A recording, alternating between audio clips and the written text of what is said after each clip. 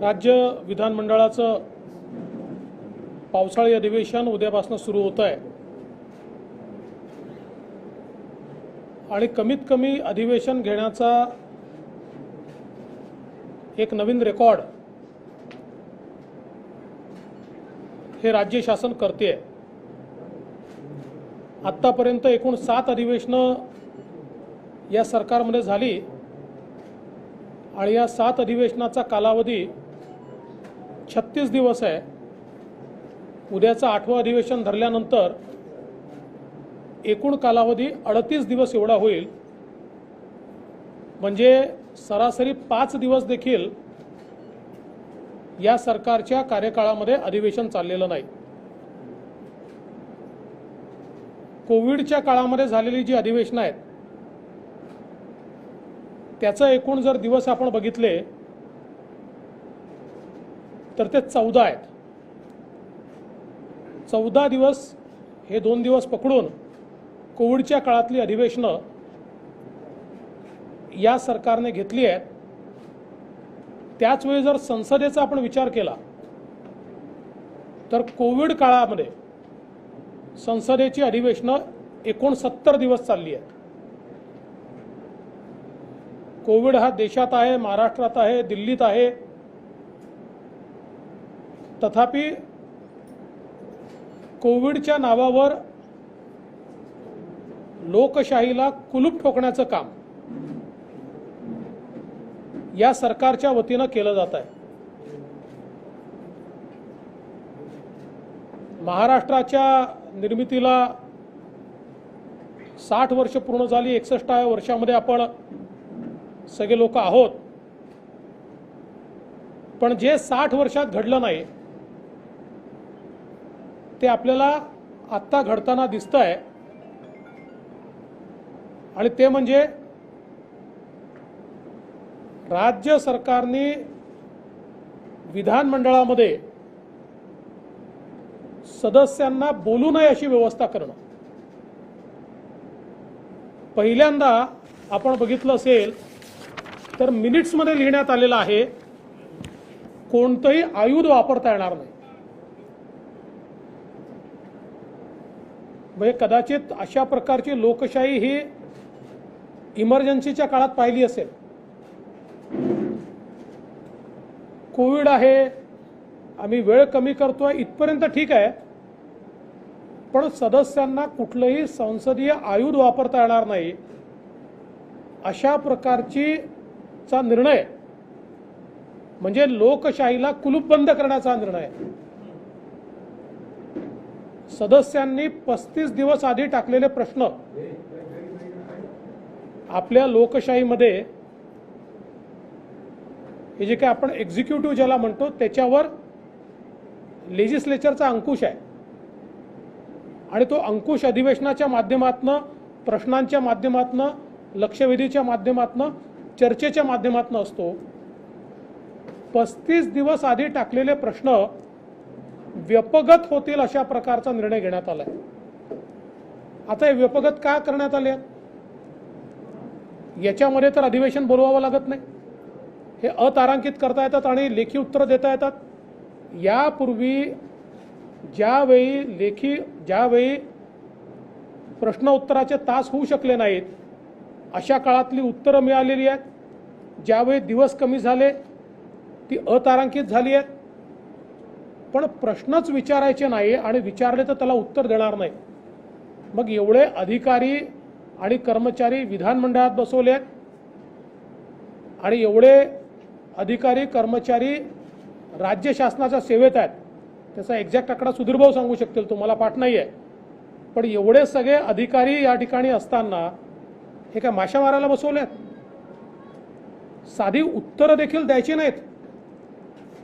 भ्रष्टाचाराची प्रकरणं घडली त्या संदर्भात प्रश्न विचारल्यानंतर इथं सर्रास त्यांना कळवून देण्यात आलेलं आहे की आता तुमच्याकडे आलेल्या प्रश्नांवर कारवाई करण्याची आवश्यकता नाही आहे, कारण ही प्रश्न आम्ही व्यपगत केली आहे।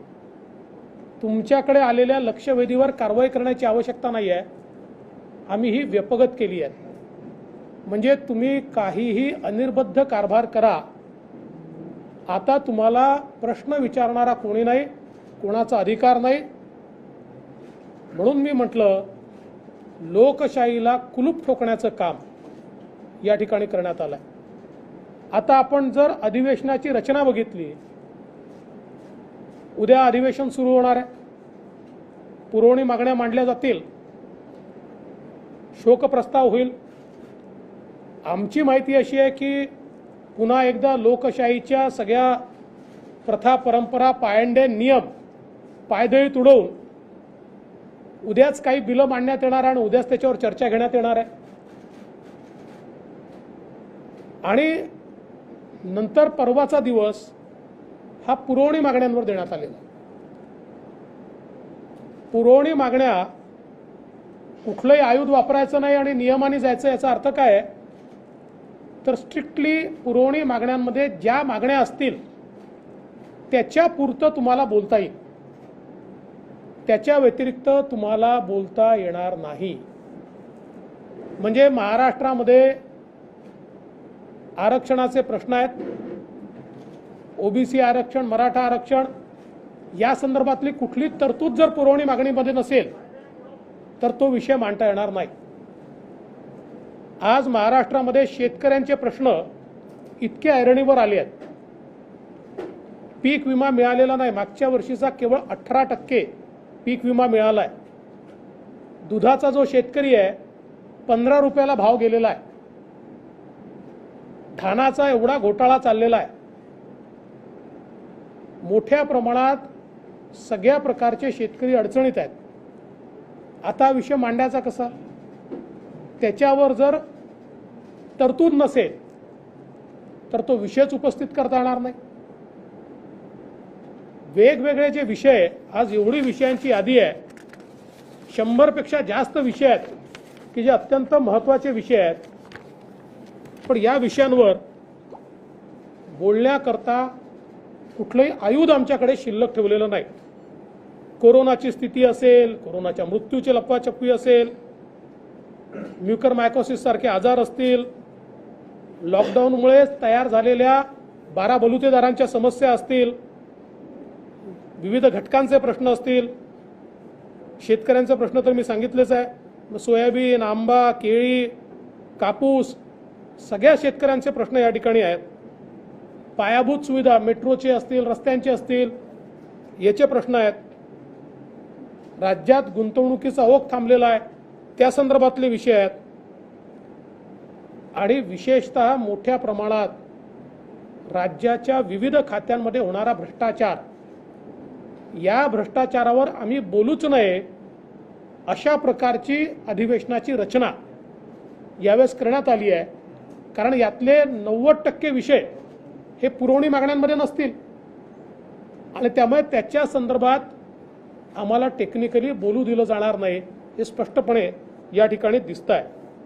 आज खरं म्हणजे 100 विषय मी सांगणार नाही, पण एकूणच राज्यातले वेगवेगळे जे घटक आहेत, मग कायदा सुव्यवस्थेचे प्रश्न आहेत, वारकऱ्यांचे प्रश्न आहेत, असे कित्येक प्रश्न आहेत की जे प्रश्न मांडायचे कुठे.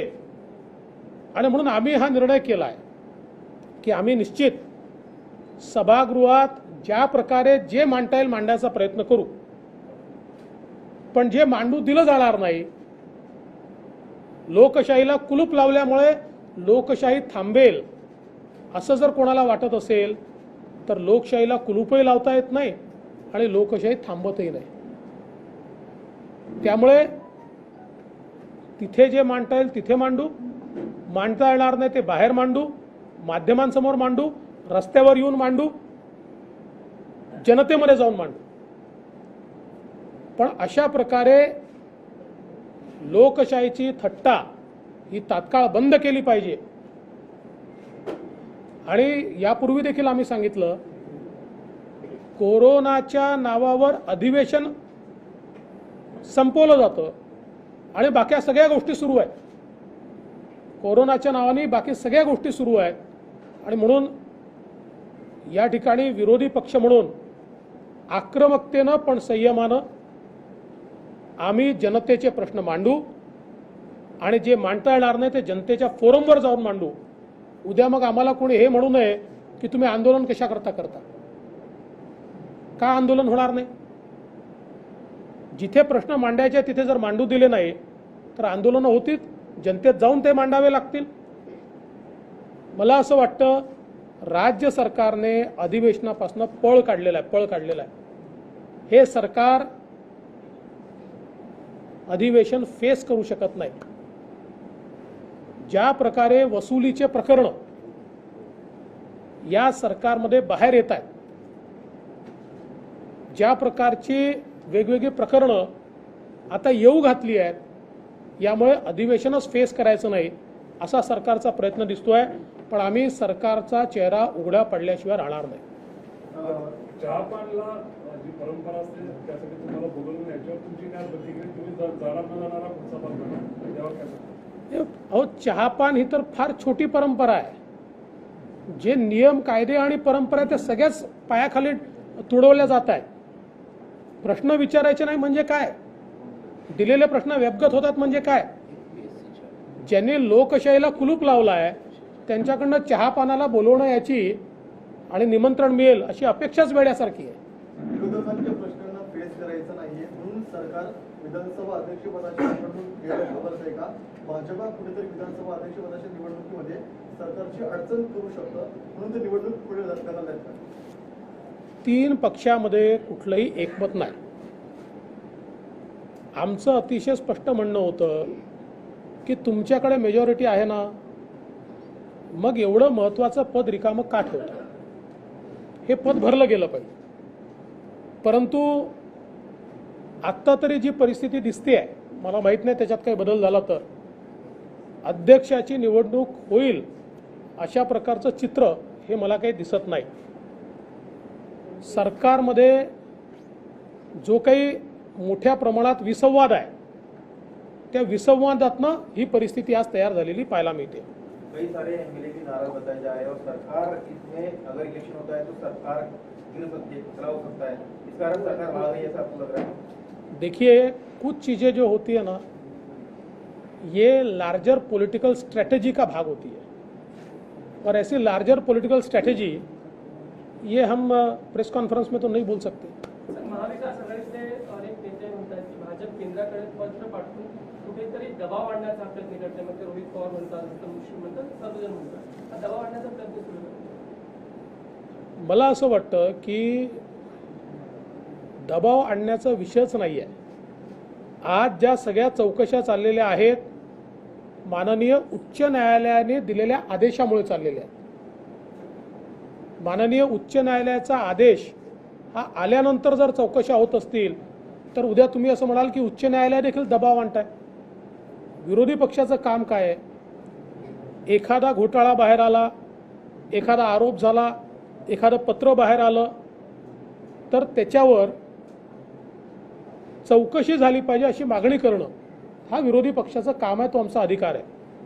आणि आमच्या अध्यक्षांनी जे पत्र पाठवलं आहे ते हेच पत्र पाठवलेलं आहे की अशा प्रकारे इतके गंभीर आरोप होत असतील तर या आरोपांची चौकशी झाली पाहिजे.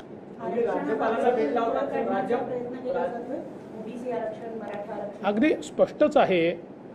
बघा, 2 दिवसापूर्वीपर्यंत केंद्राने एम्पिरिकल डाटा द्यावा, केंद्राने एम्पिरिकल डाटा द्यावा असं सांगण्यात येत होतं. काल शेवटी जो काही आदेश यांनी काढला त्यात आयोगाला सांगितलं एम्पिरिकल डाटा जमा करा.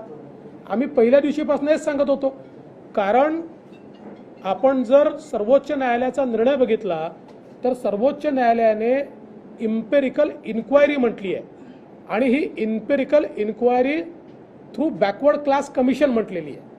हा बॅकवर्ड क्लास कमिशननेच करायचा विषय आहे, म्हणजे मागासवर्ग आयोगाने करायचा. हे कधी म्हटलेलं आहे? 13/12/2019ला. ते आत्ता जे करतात ते जर तेव्हा केलं असतं तर 50% आतलं ओबीसीचं आरक्षण गेलंच नसतं. पण अजूनही यांची इकोसिस्टीम जी आहे ती इकोसिस्टीम मात्र रोज सांगते मोदीजींनी डेटा नाही दिला, मोदीजींनी डेटा नाही दिला. मोदीजींच्या डेटाचा संबंध नाही. इम्पेरिकल डेटा हा इम्पेरिकल इन्क्वायरीच्या अंतर्गत राज्य मागासवर्ग आयोगाला तयार करायचा. आणि म्हणूनच मी म्हटलं काल परवा जो निर्णय केला तो उशिरा सुचलेला शहाणपण आहे, पण किमान त्याच्यामुळे ओबीसी आरक्षणाच्या दिशेने आपण जातोय. आता तीच परिस्थिती मराठा आरक्षणाची देखील आहे. मराठा आरक्षणामध्ये न्यायमूर्ती भोसले कमिटीने जो निर्णय दिलाय त्याच्यात स्पष्टपणे म्हटलेलं आहे की जोपर्यंत राज्य मागासवर्ग आयोग मराठा समाजाला मागास ठरवत नाही आणि तो रिपोर्ट पाठवत नाही तोपर्यंत आरक्षण हे देता येणार नाही. आणि त्याकरता त्यांनी टर्म्स ऑफ रेफरन्स दिलेला आहे. आता काय केलेलं आहे, अद्यापही राज्य मागासवर्ग आयोगाला हा विषयच रेफर केलेला नाही. केंद्राचे अधिकार आहे, केंद्राचे अधिकार आहे. अरे किती लोकांना खोटं सांगाल तुम्ही. ज्यावेळेस असा रिपोर्ट तयार कराल, मी आजही सांगतो, आता कदाचित माझं पान क्रमांक चुकत असेल एक दोन, पण मला जे आठवत आहे पान क्रमांक 556 असावं, जो मूळ निर्णय आहे त्या निर्णयाच्या, त्याच्यामध्ये स्पष्टपणे म्हटलेलं आहे या संदर्भात. इतकं क्लिअर कट त्याच्यामध्ये लिहिलेलं आहे. असं असताना देखील तुम्ही शेवटी त्यांनी काय म्हटलेलं आहे त्या पानावर, मागास ठरवण्याच्या संदर्भात राज्य सरकारने त्या संदर्भातली कारवाई करावी. याच्यापूर्वी असं होतं की मागास ठरवायचा अधिकार सर्वस्वी राज्याचा होता. आता राज्याने कारवाई करून ती केंद्राकडे पाठवायची, म्हणजे एक स्टेप त्याच्यात फर्दर झाली आहे. आणि मग त्याला राष्ट्रपतींनी मान्यता दिली की पुन्हा कायदा राज्यालाच करायचा आहे. त्यामुळे मागास ठरवल्याशिवाय कायदाच होऊ शकत नाही. मागास ठरवण्याची पहिली स्टेप ही राज्याला करायची आहे, इतकं स्पष्टपणे त्या जजमेंटमध्ये म्हटलं आहे. पण अजून त्याची सुरुवातही केलेली नाही. मी वारंवार हे सांगतोय, आता सर्वोच्च न्यायालयाच्या निर्णयानंतर हे आम्हालाही माहिती आहे की मराठा आरक्षणाला शॉर्टकट नाही आहे. पण तुम्ही कारवाईच जर सुरू केली नाही तर पुढच्या 10 वर्ष तरी ते कसं मिळेल. अद्याप कुठलीही कारवाई सरकारने सुरू केलेली नाही. त्यामुळे या सगळ्या गोष्टी अतिशय स्पष्टपणे आपल्याला दिसतात. आणि आता तर आज MPSCच्या विद्यार्थ्याने जी आत्महत्या केली आहे हा अतिशय गंभीर प्रश्न आहे. आपण बघा, MPSCवर सदस्य नेमलेले नाहीत, MPSCच्या संदर्भात परीक्षा होत नाही आहेत, MPSCचे इंटरव्ह्यू होत नाही आहेत. आता सदस्यच नाही आहेत तर इंटरव्ह्यू घेणार कोण आहे. आणि मग अशा प्रकारे पास झालेले विद्यार्थी हे जर निराशेने आत्महत्या करत असतील तर कुठेतरी राज्य सरकारला खडबडून जाग आली पाहिजे. आणि माझं तर मत असं आहे, एकतर तात्काळ MPSCवर सदस्य नेमले पाहिजेत आणि MPSCचं पूर्ण ओव्हरहॉलिंग केलं पाहिजे. आज ज्या प्रकारे आपल्याला ही सगळी कारवाई दिसते आहे की कुठल्याही परीक्षा होत नाही, कुठे इंटरव्ह्यू होत नाही, 2-2, 3-3 वर्ष पास होऊन पडलेले आहेत मुलं, पण त्याच्यावर कुठली कारवाई होत नाही आहे. याच्याकडे विशेष लक्ष देण्याची आवश्यकता आहे. आजची घटना ही अत्यंत गंभीर अशा प्रकारची घटना आहे. सर, ठाकरे सरकारने गेल्या 16 महिन्यामध्ये प्रसिद्धीवर 155 कोटी खर्च केले, म्हणजे महिन्याला 10 कोटी रुपये प्रसिद्धीवर खर्च होता. अशी माहिती आता माहिती अधिकारी यांचं यावर्षीचे 246 कोटी बजेट आहे, आपलं 26 कोटी सर्वात हायएस्ट बजेट आहे. असं आहे, मला आत्ताच आमच्या माजी वित्तमंत्र्यांनी माहिती दिलेली आहे 246 कोटी हायएस्ट बजेट. आत्ता यांनी प्रसिद्धीचं बजेट 246 कोटीचं केलेलं आहे, जे आपल्या काळात किती होतं, सुरुवात 26 कोटी 26 कोटी होतं पहिल्या वर्षी आमचं. 26 कोटीचं बजेट होतं, ते 246 कोटी केलं आहे. प्रसिद्धी करतात कशाची आहे, कामं तर सगळी बंदच आहेत, नवीन काम कुठलंही सुरू झालेलं नाही. मग नेमकी कशाची प्रसिद्धी चालली आहे आणि कोणाची प्रसिद्धी चालली आहे. मला आठवतं की आमच्या काळामध्ये एखादा आम्ही निर्णय जरी घेतला आणि त्यातला 2-3 कोटी रुपये जरी लागत असले तरी केवढा गजब करायचे. प्रसिद्धी विभागातनं 3 कोटी रुपयाचा खर्च, 3 कोटी रुपयाचा खर्च. आता 150 कोटी रुपये खर्च होऊन राहिले, काम काहीच नाही आहे. त्यामुळे ही नेमकी कोणाची प्रसिद्धी चालली आहे याची माहिती देखील आम्हाला मिळाली पाहिजे. आणि यासोबत तिन्ही पक्षाच्या कोणत्या कोणत्या नेत्याच्या प्रसिद्धीकरता किती किती पैसे खर्च झाले याची फोड देखील आम्हाला मिळाली पाहिजे. त्यात अन्याय नको ना, म्हणजे तेही आम्हाला कळलं पाहिजे. सर, अधिवेशन आणि निवडणुका जवळ आल्यावर केंद्रीय संस्थांचा वापर मोठ्या प्रमाणात विरोधक करताना दिसून येतात आणि त्याच्यामुळे राजकारण अस्थिर करण्याचा प्रयत्न जे आहे ते करतायत असा आरोप महाविकास आघाडीकडून केला जातो. त्यांचा आरोप आहे ना, तुमचा नाही आहे ना हा आरोप. ते दुसरा आरोप काय लावणार आहे. याचं कारण आहे, मी पुन्हा एकदा सांगतो, या सगळ्या कारवाया सगळ्या माननीय उच्च न्यायालयाच्या निर्णयाप्रमाणे होत आहेत. यातली कुठलीही कारवाई राजकीय सुडापोटी नाही, यातला कुठलाही निर्णय केंद्र सरकारने घेतलेला नाही. या संदर्भात उच्च न्यायालयाने माननीय उच्च न्यायालयाने निर्देश दिल्यानंतर, म्हणजे अगदी काल परवा झालेली जरंडेश्वरची कारवाई असेल, माननीय उच्च न्यायालयाच्या निर्णयानंतरच झालेली आहे, किंवा अनिल देशमुख यांच्या प्रकरणातली कारवाई असेल, माननीय उच्च न्यायालयाने निर्णय दिल्यानंतरच ती झालेली आहे. या सगळ्या कारवाया माननीय उच्च न्यायालयाच्या निर्णयानंतर झालेल्या आहेत. मग आता उच्च न्यायालय जर निर्णय देत असतील तर केंद्रीय संस्थांनी हातावर हात धरून कसं बसता येईल? भाजपचे मित्रपक्ष असलेले आणि केंद्रीय मंत्री जरंडेश्वरप्रमाणे अन्य साखर कारखाने त्यांच्याकडून चौकशीची मागणी करण्यात नाही, असं आहे की ही सगळा चौकशीचाच भाग आहे. आपण जर बघितलं असेल, मला एक्झॅक्टली कुठल्या ते कल्पना नाही, पण त्याच्यामध्ये 8 वेगवेगळ्या कारखान्यांचं मेन्शन त्या ठिकाणी आहे. आणि जो मूळ निर्णय आहे त्या निर्णयामध्ये मी जर चुकत नसेल तर 42 वेगवेगळ्या कारखान्यांचा त्या ठिकाणी उल्लेख करण्यात आलेला आहे. त्यामुळे आता ते केंद्रीय एजन्सीजला किंवा ज्या एजन्सीजला माननीय न्यायालयाने सांगितलं त्यांना ते ठरवायचं आहे. देवेंद्रजी, ओबीसी आरक्षण संदर्भातला प्रश्न आहे. छगन भुजबळांनी तुम्हाला फोन केला असं त्यांनी सांगितलं आणि नाना पटोले विनंती करत आहेत की 2011च्या सर्वेक्षणाचा जो डेटा आहे ते मिळवून देण्यासाठी आम्ही देवेंद्रजींच्या नेतृत्वामध्ये पंतप्रधान पुन्हा भेटायला तयार आहोत. त्यावरती आपली काय भूमिका आहे? असं आहे की हा देखील एक दिशाभूल करण्याचा प्रयत्न आहे. याचं कारण काय आहे? पहिली गोष्ट तर अशी, ओबीसी आरक्षणाचा प्रश्न देशात निर्माण झालेला नाही, तो केवळ आणि केवळ महाराष्ट्रात निर्माण झाला आहे. देशातल्या प्रत्येक राज्यामध्ये ओबीसींचं राजकीय आरक्षण हे अबाधित आहे, ते चाललेलं आहे. काल परवा यूपीत निवडणुका झाल्या, त्यातही ओबीसी आरक्षण पूर्णपणे इंटॅक्ट आहे. हा प्रश्न केवळ महाराष्ट्रातला आहे. दुसरा, मी वारंवार हे सांगितलं की सेन्सस डेटा आणि इम्पेरिकल डेटा याच्यामध्ये फरक आहे. सेन्सस डेटाची आवश्यकता नाही आहे. सेन्सस डेटाच्या संदर्भातही सांगतो, कारण याही संदर्भात अनेक गोष्टी सांगण्यात येत आहेत.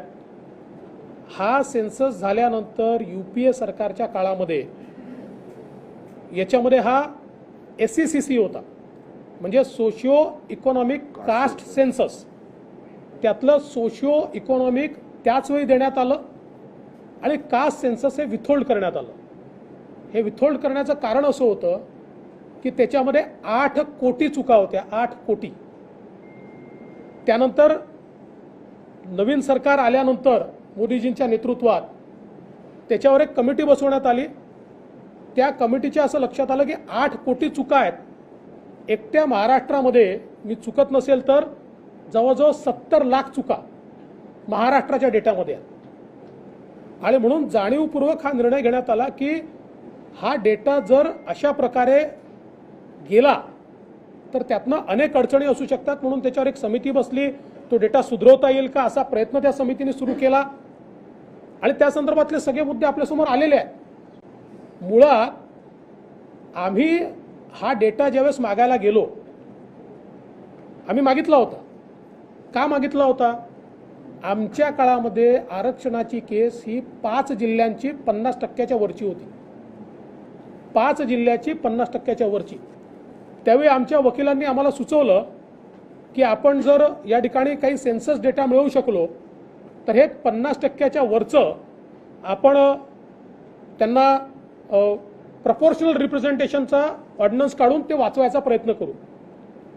पण ज्यावेळेस आम्ही ते पत्र पाठवलं आणि त्याचं उत्तर आलं त्यावेळेस मी स्वतः केंद्र सरकारशी बोललो आणि त्यावेळेस त्यांनी माझ्या नजरेस आणून दिलं की हा जो काही डेटा आहे या डेटामध्ये इतक्या मोठ्या प्रमाणात चुका आहेत की अशा प्रकारचा डेटा दिला तर एकतर त्याने तुम्ही आरक्षण जस्टिफाय देखील करू शकणार नाही आणि त्यातनं मोठ्या प्रमाणात अडचणी होतील. आणि म्हणून आम्ही याच्या संदर्भातली आमची कमिटी काम करते. अजूनही हा डेटा कसा ठीक करायचा या संदर्भातले निर्णय झालेले नाहीत. आणि म्हणून मग आम्ही ऑर्डिनन्सच्या आधारावर कोर्टात गेलो आणि कोर्टाने 50% वरचं 5 जिल्ह्यातलं ओबीसीचं आरक्षण हे खारिज केलं नाही, ते देखील वाचवलं. त्यानंतर या सरकारच्या काळामध्ये ते 50% वरचं राहून गेलं आणि 50% आतला विषय आला.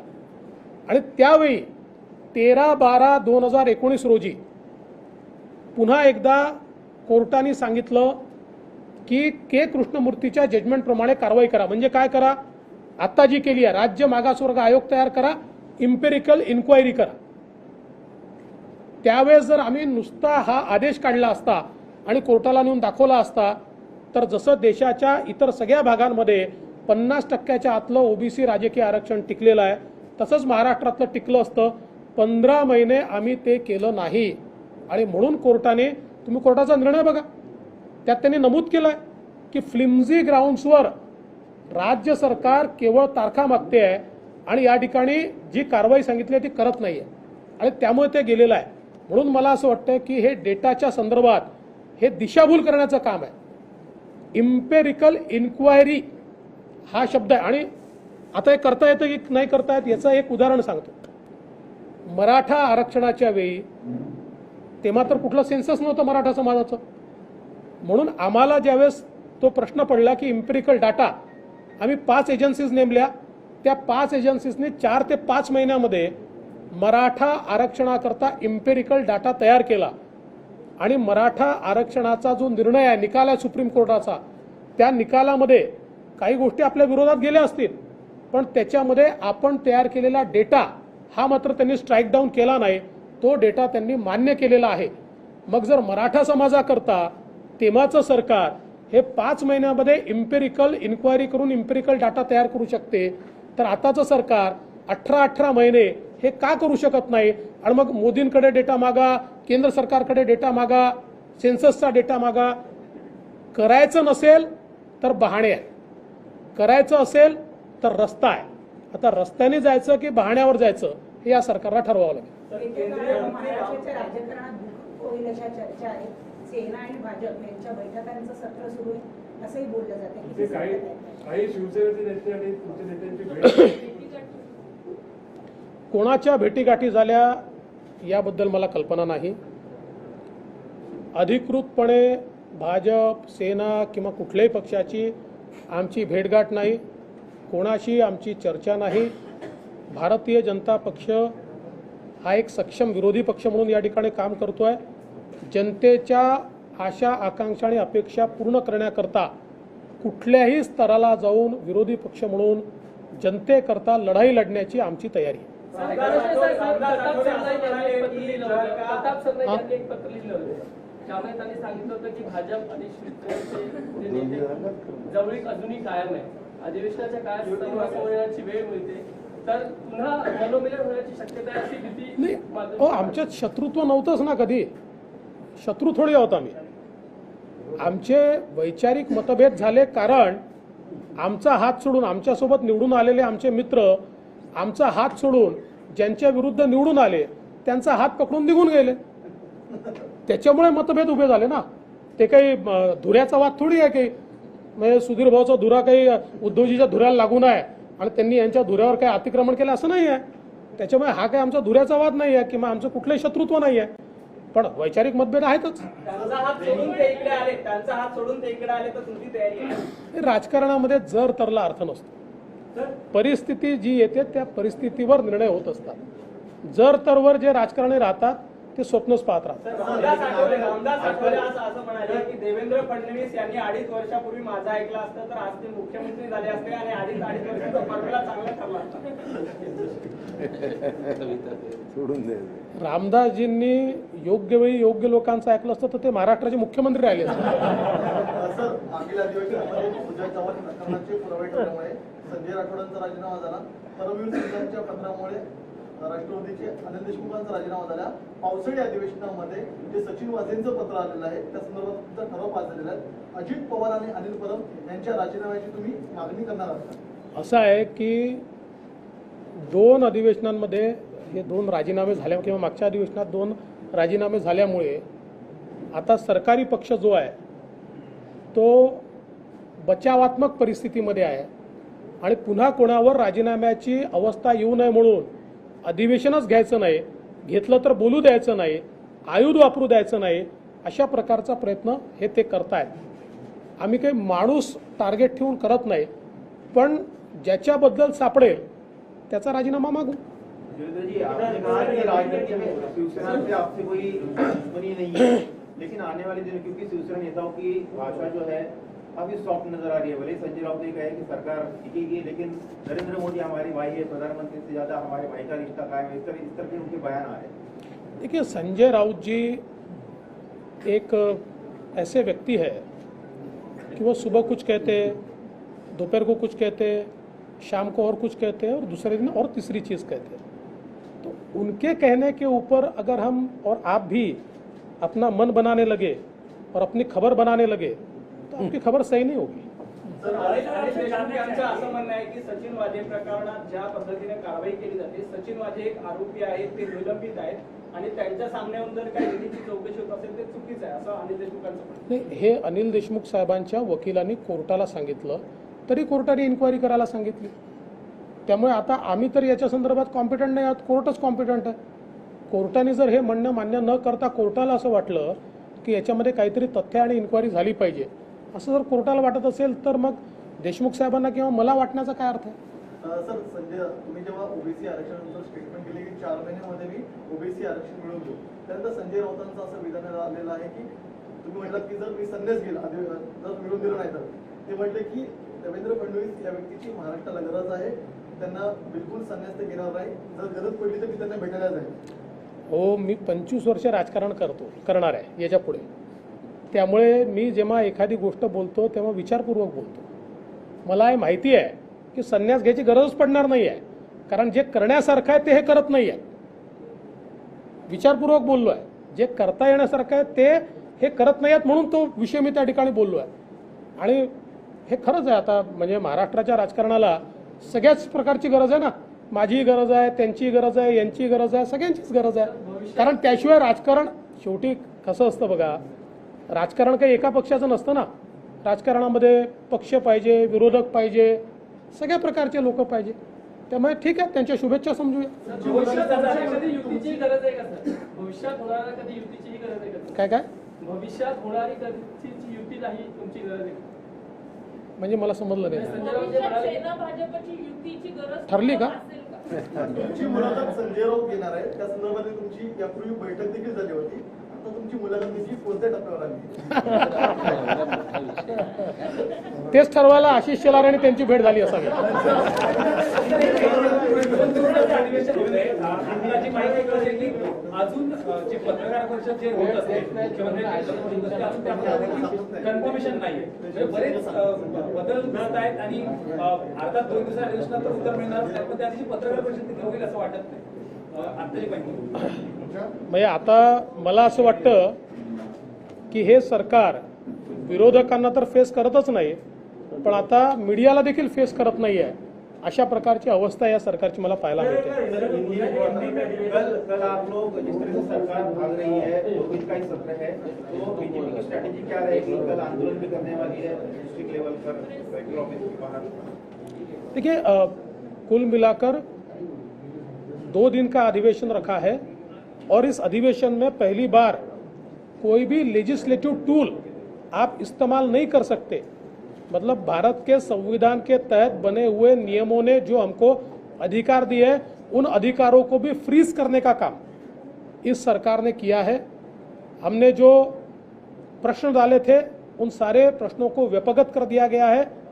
हमने जो कॉलिंग अटेंशन मोशंस डाली थी उसको समाप्त कर दिया गया है, निरस्त कर दिया गया है. और सप्लीमेंट्री डिमांड के सिवाय आप किसी भी चीज़ के ऊपर कह नहीं सकते, बोल नहीं सकते, अपना मत नहीं रख सकते और सरकार को क्वेश्चन नहीं कर सकते.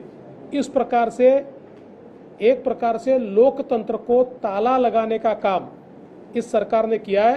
हम प्रयास करेंगे जनता के प्रश्न सभागृहों में रखने का, और अगर सभागृहों में नहीं रख पाए तो जनता के बीच जाकर उन सारे प्रश्नों को हम रखेंगे. पिछले बार आपने जब आप हाउस में बोल रहे थे उस वक्त अनिल देशमुख का विषय आपने उठाया था.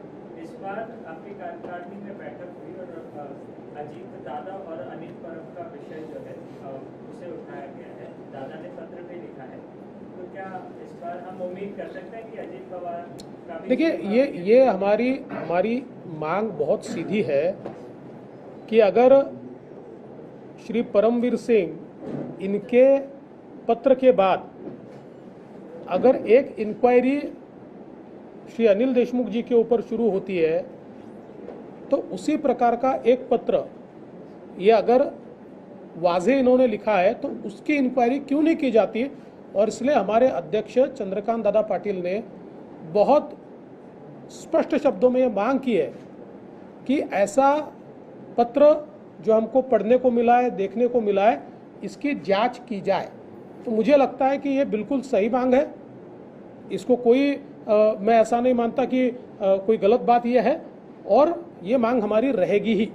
शरद पवार से लेकर अजित पवार तमाम नेता ये बार बार कह रहे हैं कि बीजेपी सत्ता का दुरुपयोग कर रही है और उनके परिवार को, उनके नेताओं को बदनाम करने का साजिश कर रही है। देखिए, इससे अलग तो वो कुछ कह नहीं सकते, किंतु मैं स्पष्ट कर देना चाहता हूं कि महाराष्ट्र में सेंट्रल एजेंसीज जो भी इंक्वायरी कर रही है वो सारी की सारी inquiry honourable high court of Bombay इन्होंने जो निर्णय दिए उस निर्णय के तहत ये इंक्वायरी चल रही है।